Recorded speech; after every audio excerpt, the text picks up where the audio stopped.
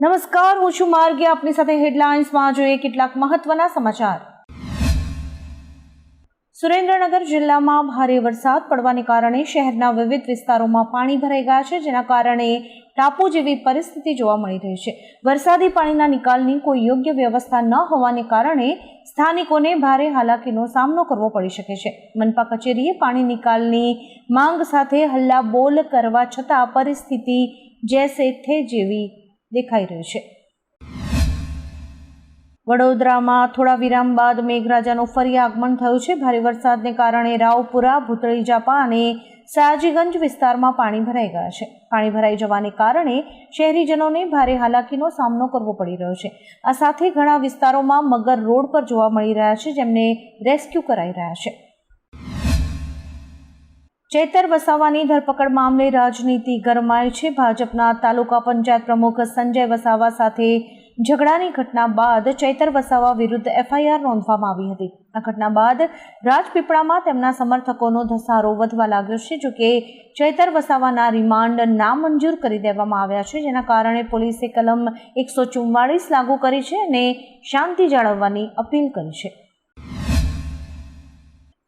વડાપ્રધાન શ્રી મોદી 4 દિવસની મુલાકાતે બ્રાઝિલ પહોંચ્યા છે. આજે તેઓ અહીં 17મા બ્રિક્સ સમિટમાં હાજરી આપશે અને રાજકીય મુલાકાત કરશે. શનિવારે સાંજે રિયો ડી જેનેરિયોના ગેલેઓ આંતરરાષ્ટ્રીય વિમાન મથક પર વડાપ્રધાનનું આગમન થતાં તેમનું સ્વાગત કરાયું હતું. સમિટ દરમિયાન શ્રી મોદી અનેક વિશ્વ નેતાઓને મળશે. પીએમ મોદી તેમના પ્રવાસના છેલ્લા તબક્કામાં નામીબિયાની મુલાકાત લેશે. ગુજરાતીઓ માટે એક મોટા સમાચાર છે. રાજ્યમાં એક સાથે 3 વરસાદી સિસ્ટમ સક્રિય થઈ ચૂકી છે, તેથી ભારે વરસાદની આગાહી કરાઈ છે. 5 દિવસ માછીમારોને દરિયો ન ખેડવા સૂચના અપાઈ છે, કેમ કે દરિયાકાંઠે 40 થી 50 કિલોમીટરની ઝડપે પવન ફૂંકાશે. સૌરાષ્ટ્ર અને કચ્છમાં 24 કલાકમાં ભારેથી અતિ ભારે વરસાદની આગાહી કરાઈ છે. અમદાવાદ અને ગાંધીનગરમાં સામાન્યથી મધ્યમ વરસાદ થઈ શકે છે.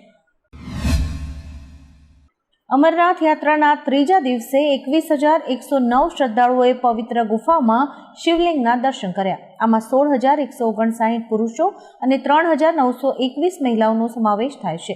પવિત્ર અમરનાથ યાત્રા 3જી જુલાઈથી શરૂ થઈ હતી. પહેલા 3 દિવસમાં 47,972 ભક્તોએ દર્શન કર્યા છે. દરમિયાન યાત્રાળુઓનો ચોથો જથ્થો ગાંદરબલના બાલટાલ અને અનંતનાગના પહેલગામના નુનવાન બેઝ કેમ્પ પર પહોંચી ગયો છે.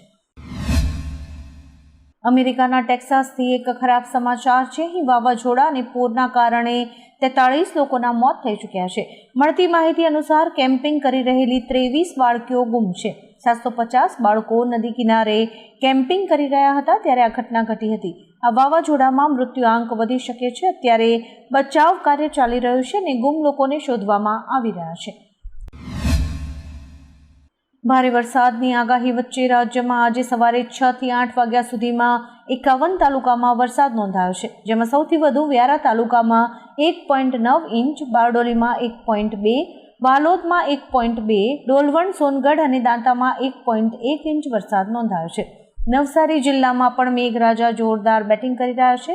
જિલ્લાના 6 તાલુકાઓમાં છેલ્લા 24 કલાકમાં 3.5 ઇંચ વરસાદ નોંધાયો છે. અરવલ્લીના ભિલોડા તાલુકામાં 24 કલાકમાં 6 ઇંચ વરસાદ ખાબક્યો છે. ઓપેક ઓગસ્ટમાં અગાઉ નક્કી કરાયેલા નિર્ણય કરતાં વધુ ઝડપથી તેલ ઉત્પાદન વધારશે. 8 મુખ્ય સભ્યોએ પ્રતિદિન 5,48,000 બેરલ ઉત્પાદન વધારવા સંમતિ આપી છે. આ મે, જૂન અને જુલાઈ માટે જાહેર કરાયેલા 4,11,000 બેરલના વધારા કરતાં વધુ છે. આ નિર્ણય વિશ્વભરના બજારોને અસર કરશે. તે ભારતમાં પણ તેલના ભાવને અસર કરી શકે છે. આ નિર્ણયથી ક્રૂડ ઓઇલના ભાવમાં ઘટાડો થવાની ધારણા છે, જે ભારત જેવા તેલ આયાત કરતા દેશ માટે રાહતરૂપ છે. અરવલ્લીમાં ભારે વરસાદને કારણે નદી નાળા છલકાઈ ગયા છે. ભિલોડામાં 6 ઇંચ કરતાં વધુ વરસાદ ખાબક્યો છે, જેના કારણે નદી નાળા છલકાયા છે. ભિલોડામાં આવેલ સુનસર ધોધ જીવંત થયો છે, જેના કારણે વાતાવરણ રમણીય બન્યું છે. ભિલોડાના ધરતી માતાના મંદિર પાસે આ ધોધ આવેલો છે. સુનસર ધોધ ઉત્તર ગુજરાતનું મિની કાશ્મીર મનાય છે. ધોધ જીવંત થતાં જ તેનો આનંદ લેવા સહેલાણીઓ દૂર દૂરથી આવી રહ્યા છે. હિમાચલ પ્રદેશમાં અત્યાર સુધીમાં 75 લોકોના મોત થયા છે અને 300થી વધુ ઘાયલ થયા છે, જ્યારે 30થી વધુ લોકો ગુમ થયા છે. ભૂસ્ખલન અને વાદળ ફાટવાથી સૌથી વધુ વિનાશ મંડી જિલ્લામાં થયો છે, જેની અસર ઉત્તરાખંડમાં 4 ધામ યાત્રાને પણ થઈ છે. ઉત્તર પ્રદેશ અને મધ્યપ્રદેશમાં નદીઓમાં પૂર આવ્યા છે, પુલ ધોવાઈ ગયા છે અને હાઈવે પણ બંધ છે. ભારત ઇંગ્લેન્ડની અંડર 19 ટીમ વચ્ચે રમાઈ રહેલી વન ડે સિરીઝની ચોથી મેચ ટીમ ઇન્ડિયાએ 55 રનથી જીતી લીધી છે. આ સાથે જ સિરીઝમાં 3-1થી લીડ પણ મેળવી છે. આ જીતનો સ્ટાર 14 વર્ષનો ઓપનર વૈભવ સૂર્યવંશી રહ્યો છે. વૈભવ સૂર્યવંશીએ એકલા હાથે 10 સિક્સર ફટકારી છે, જ્યારે કે ઇંગ્લેન્ડની આખી ટીમે માત્ર 7 જ સિક્સ ફટકારી છે.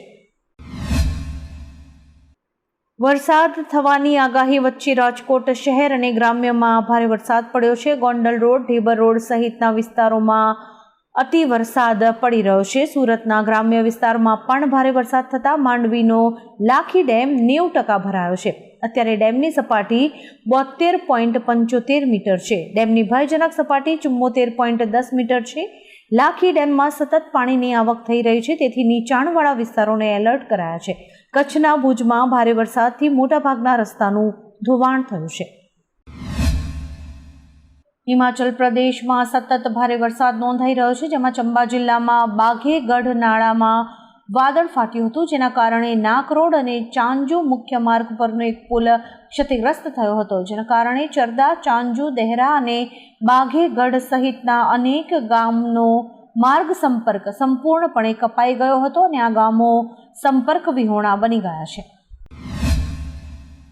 હવામાન નિષ્ણાત પરેશ ગોસ્વામીએ આગાહી કરી છે કે આગામી 5 થી 10 જુલાઈ વચ્ચે વધુ એક વરસાદનો રાઉન્ડ આવે તેવી શક્યતાઓ છે. પરેશ ગોસ્વામીની આગાહી પ્રમાણે બંગાળની ખાડીમાંથી એક સિસ્ટમ આવતા તેનો લાભ ગુજરાતને મળશે. આગાહી પ્રમાણે આ સિસ્ટમ કદાચ દક્ષિણ ગુજરાત અને સૌરાષ્ટ્ર પરથી પસાર થાય અથવા ઉત્તર ગુજરાત પરથી પસાર થઈ શકે છે. આવનારી સિસ્ટમ ગુજરાતના 70 થી 80% વિસ્તારને લાભ આપે તેવી શક્યતાઓ છે. અમેરિકાના રાષ્ટ્રપતિ ડોનાલ્ડ ટ્રમ્પ અને ફર્સ્ટ લેડી સપ્તાહના અંતે ન્યૂ જર્સીના બેડમિન્સ્ટરમાં એક ખાનગી ગોલ્ફ કોર્સમાં હતા, ત્યારે તેમની સુરક્ષામાં ચૂક થતાં હોબાળો મચી ગયો હતો. શનિવારે એક નાગરિક વિમાને કામચલાઉ ફ્લાઇટ પ્રતિબંધ એટલે કે TFRનું ઉલ્લંઘન કર્યું, જેના પછી ઉત્તર અમેરિકન એરોસ્પેસ ડિફેન્સ કમાન્ડના એક ફાઇટર જેટે તાત્કાલિક કાર્યવાહી કરી અને વિમાનને અટકાવ્યું હતું.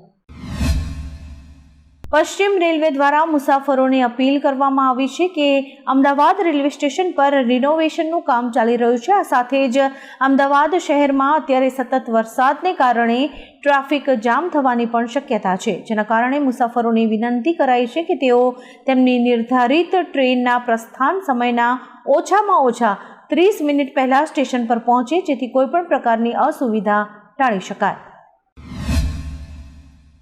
આમ આદમી પાર્ટીની વિજય સંદેશ યાત્રા હેઠળ રાજકોટમાં એક સભાનું આયોજન કરવામાં આવ્યું હતું. આ સભા પ્રદેશ પ્રમુખ ઈશુદાન ગઢવી અને ધારાસભ્ય ગોપાલ ઇટાલિયાની વિશેષ ઉપસ્થિતિમાં યોજાઈ હતી. ઉલ્લેખનીય છે કે આમ આદમી પાર્ટીના કામની રાજનીતિથી પ્રેરાઈને ભાજપ કોંગ્રેસના કાર્યકર્તાઓ મોટી સંખ્યામાં પાર્ટીમાં જોડાયા હતા. મહીસાગર પંથકમાં સાર્વત્રિક હળવો વરસાદ વરસ્યો હતો. આ દરમિયાન કડાણા તાલુકામાં સૌથી વધુ 38 મિલીમીટર વરસાદ વરસ્યો છે. વીરપુર વિસ્તારમાં 1.10 ઇંચ વરસાદ નોંધાયો છે. બાલાસિનોર અને સંતરામપુર વિસ્તારમાં 17 મિલીમીટર વરસાદ નોંધાયો છે. ખાનપુરમાં 10 મિલીમીટર અને લુણાવાડામાં 9 મિલીમીટર વરસાદ નોંધાયો છે. વરસાદને કારણે વાતાવરણમાં ઠંડક પ્રસરી છે. ભારે વરસાદને કારણે સુરત શહેરના ઉધના નવસારી રોડ પર વરસાદી પાણી ભરાયા છે. ઉધના બસ ડેપોથી લઈને સ્વામિનારાયણ મંદિર સુધી પાણી ભરાઈ ગયા છે. ડ્રેનેજ લાઇનમાંથી કેમિકલયુક્ત પાણી ઉભરાતા આખા રોડ પર લાલ રંગનું પાણી જોવા મળ્યું હતું. વરસાદને લીધે ડ્રેનેજ લાઇનમાં પાણી નહીં ઉતરતા આખા રોડ ઉપર આ કેમિકલવાળું પાણી ફરી વળ્યું છે. આવા જ કેટલાક રસપ્રદ સમાચારો નિહાળવા માટે અમારી YouTube ચેનલને લાઇક, શેર અને સબસ્ક્રાઇબ કરો અને જોતા રહો હેડલાઇન્સ.